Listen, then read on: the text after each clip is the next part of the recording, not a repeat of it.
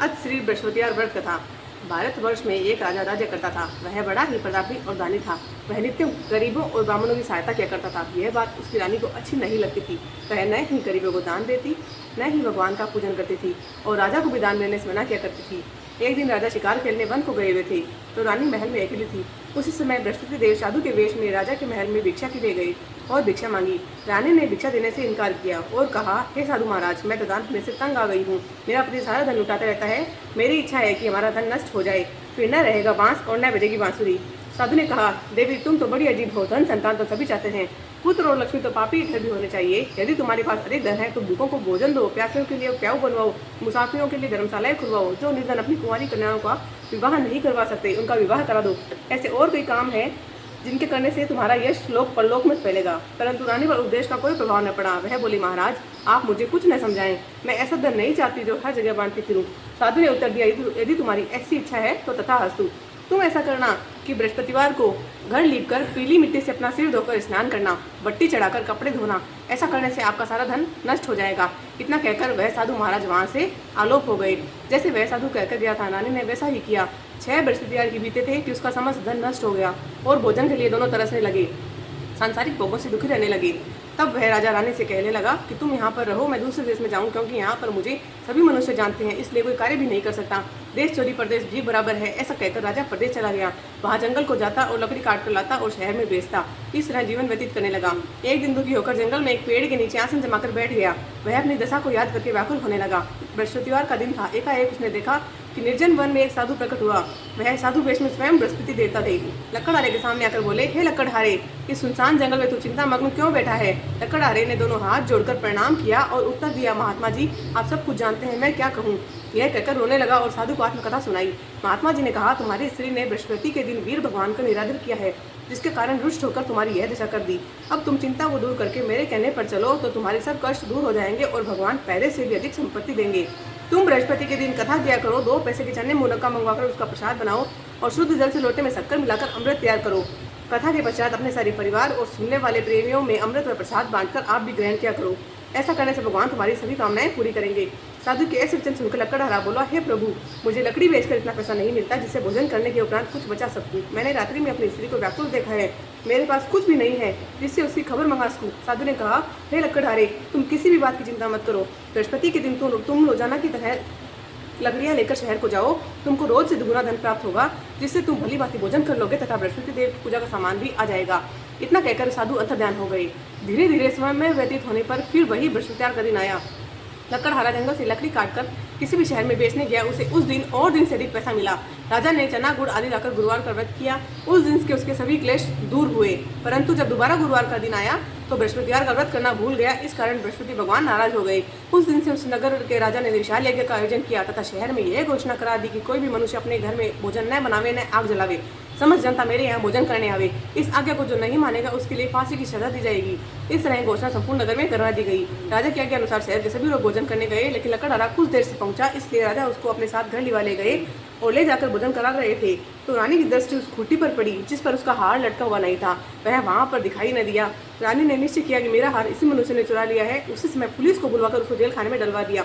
जब लकड़हारा जेल खाने में पड़ गया और बहुत दुखी होकर विचार करने लगा कि न जाने कौन से पूर्व जन्म के कर्म से मुझे यह दुख प्राप्त हुआ है, और उसी साधु को याद करने लगा जो कि जंगल में मिला था। उसी समय तत्काल बृहस्पति देव साधु के रूप में प्रकट हो और उसकी दशा को देखकर कहने लगे, अरे मूर्ख, तूने बृहस्पति देव की कथा नहीं करी, इस कारण तुझे दुख प्राप्त हुआ है। अब चिंता मत कर, तू बृहस्पतिवार के दिन जेल खाने के दरवाजे में 4 पैसे पड़े मिलेंगे। उनसे तू बृहस्पति देव की पूजा करना, तेरे सभी कष्ट दूर हो जाएंगे। बृहस्पति की रोज उसे 4 पैसे मिले। लकड़हारे ने कथा कही। उसी रात्रि को बृहस्पति देव ने उस नगर के राजा को स्वप्न में कहा कि हे राजा, तुमने जिस आदमी को जेल खाने में बंद कर दिया है वह निर्दोष है, वह राजा है, उसे छोड़ देना। रानी का हार उसी खूंटी पर लटका है। अगर तू ऐसा नहीं करेगा तो मैं तेरे राज्य को नष्ट कर दूंगा।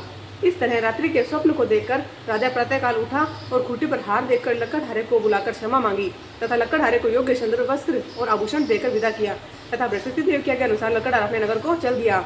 राजा जब अपने नगर के निकट पहुंचा तो उसे बड़ा आश्चर्य हुआ। नगर में पहले से अधिक बाग, तालाब और कुएं तथा बहुत सी धर्मशाला, मंदिर आदि बन गई है। राजा ने पूछा, यह किसका बाग और धर्मशाला है?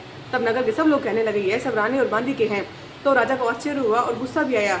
जब रानी ने यह खबर सुनी कि राजा आ रहे हैं तो उसने बांदी से कहा कि हे दासी, देख राजा, हमको कितनी बुरी हालत में छोड़ गए थे। हमारी ऐसी हालत देखकर वह लौट न जाए, इसलिए तू दरवाजे पर खड़ी हो जा। आज्ञा अनुसार दासी दरवाजे पर खड़ी हो गई। राजा आए तो उन्हें अपने साथ लिवा लाई। तब राजा ने क्रोध करके अपनी रानी से पूछा कि यह धन तुम्हें कैसे प्राप्त हुआ। तब उन्होंने कहा, हमें यह सब धन बृहस्पति देव के इस व्रत के प्रभाव से प्राप्त हुआ है। राजा ने निश्चय किया कि 7 रोज बाद तो सभी बृहस्पति देव का पूजन करते हैं, परंतु मैं रोजाना दिन में 3 बार कहानी कहा करूंगा तथा रोज व्रत किया करूंगा। अब हर समय राजा के दुपट्टे में चने की दाल बनी रहती तथा दिन में 3 बार कहानी कहता। एक रोज राजा ने अपने विचार किया कि चलो अपनी बहन के यहाँ हो हमें। इस तरह निश्चय कर राजा घोड़े पर सवार हो अपनी बहन के यहाँ पर चलने लगा। मार्ग में उसने देखा कि कुछ आदमी एक मुर्दे को ले जा रहे हैं। उन्हें रोककर राजा कहने लगा कि अरे भाइयों, मेरी बृहस्पति देव की कहानी सुन लो। वे बोले, लो हमारा तो आदमी मर गया है, इसको अपनी कथा की पड़ी है। परंतु कुछ आदमी बोले, अच्छा कहो, हम तुम्हारी कथा भी सुनेंगे। राजा ने दाल निकाली और जब कथा आधी हुई थी कि मुर्दा हिलने लग गया और जब कथा समाप्त हो गई तो राम राम करके मनुष्य उठकर खड़ा हो गया। आगे मार्ग में उसे एक किसान खेत में हल चलाता मिला। राजा ने उसे देखा और उससे बोला, अरे भैया, तुम मेरी बृहस्पतिवार की कथा सुन लो। किसान बोला, जब तक मैं तेरी कथा सुनूंगा तब तक 4 हरैया जोत लूंगा। जा अपनी कथा किसी और को सुनाना। इस तरह राजा आगे चलने लगा और राजा के हटते ही बेल पछाड़ खाकर गिर गई तथा उसके पेट में बड़ी जोर जोर से दर्द होने लगा। उस समय उसकी माँ रोटी लेकर आई।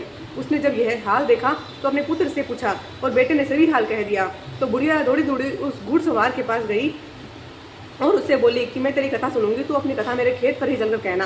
राजा ने बुढ़िया के खेत पर जाकर कथा कही, जिसके सुनते ही वह बैल उठ खड़े हुए तथा किसान के पेट का दर्द भी बंद हो गया। राजा अपनी बहन के घर पहुंचा। बहन ने भाई की खूब मेहमानी की। दूसरे रोज प्रातःकाल राजा जगा तो वह देखने लगा कि सब लोग भोजन कर रहे हैं। राजा ने अपनी बहन से कहा, ऐसा कोई मनुष्य है जिसने भोजन नहीं किया हो, मेरी बृहस्पतिवार की कथा सुन ले। बहन बोली, हे भैया, यह देश ऐसा ही है, पहले यहाँ लोग भोजन करते हैं, बाद में अन्य काम करते हैं। अगर कोई पड़ोस में हो तो मैं देखा हूँ। वह ऐसा कहकर देखने चली गई, परंतु उसे ऐसा कोई व्यक्ति नहीं मिला जिसने भोजन नहीं किया हो। अतः वह एक कुमार के घर गई जिसका लड़का बीमार था। उसे मालूम हुआ कि उनके यहाँ 3 रोज से किसने भोजन नहीं किया है। रानी ने अपने भाई की कथा सुनने के लिए उससे कहा। कुम्हार तैयार हो गया। राजा ने जाकर बृहस्पतिवार की कथा कही, जिसको सुनकर उसका लड़का ठीक हो गया। अब तो राजा की प्रशंसा होने लगी। एक रोज राजा ने अपनी बहन से कहा कि हे बहन, हम अपने नगर को जाएंगे, तुम भी तैयार हो जाओ। राजा की बहन ने अपनी सास से कहा और सास ने कहा, हाँ चली जा, परंतु अपने लड़कों को मत ले जाना, क्योंकि तेरे भाई के कोई औलाद नहीं है। बहन ने अपने भैया से कहा, हे भैया, मैं तो चलूंगी, परंतु कोई बालक नहीं जाएगा। राजा बोला, जब कोई बालक नहीं चलेगा तब तुम क्या करोगी।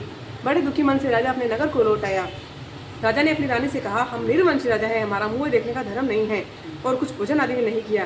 रानी बोली, हे प्रभु, बृहस्पति देव ने हमें सब कुछ दिया है, हमें औलाद अवश्य देंगे। उसी रात को बृहस्पति देव ने राजा से स्वप्न में कहा कि हे राजा, उठ, सभी सोच त्याग दे, तेरी रानी गर्भ से है। राजा को यह बात सुनकर बड़ी खुशी हुई तथा 9वें महीने में उसके गर्भ से एक सुंदर पुत्र पैदा हुआ। तब राजा बोला, हे रानी, स्त्री बिना भोजन के रह सकती है, बिना कहे नहीं रह सकती। जब मेरी बहन आवे तो तुम उससे कुछ कहना मत। रानी ने सुनकर हाँ कर दिया। जब राजा की बहन ने यह शुभ समाचार सुना तो वह बहुत खुश हुई तथा बधाई लेकर अपने भाई के यहाँ आई। तभी रानी ने कहा, घोड़ा चढ़कर तो नहीं आई, गधा चढ़ी आई। राजा की बहन बोली, भाभी, मैं इस प्रकार नहीं कहती तो तुम्हें औलाद कैसे मिलती। बृहस्पति देव ऐसे ही हैं, जैसे जिसके मन में कामनाएं हैं सभी को पूर्ण करते हैं। जो सद्भावना पूर्वक बृहस्पतिवार का व्रत करता है एवं कथा पढ़ता है अथवा सुनता है और दूसरों को सुनाता है, बृहस्पति देव उसकी सदैव मनोकामना पूर्ण करते हैं। भगवान बृहस्पति देव उसकी सदैव रक्षा करते हैं। संसार में जो मनुष्य सद्भावना से भगवान जी का पूजन व्रत सच्चे हृदय से करते हैं तो भगवान जी उनकी सभी मनोकामनाएं पूर्ण करते हैं। जैसे सच्ची भावना से रानी और राजा ने उनकी कथा का गुणगान किया था तो उनकी सभी इच्छाएं बृहस्पति देव जी ने पूर्ण की थी। इसलिए पूर्ण कथा सुनने के बाद प्रसाद लेकर जाना चाहिए, हृदय से उसका मनन करते हुए जयकारा बोलना चाहिए। बोलो बृहस्पति देव भगवान की जय, बोलो विष्णु भगवान की।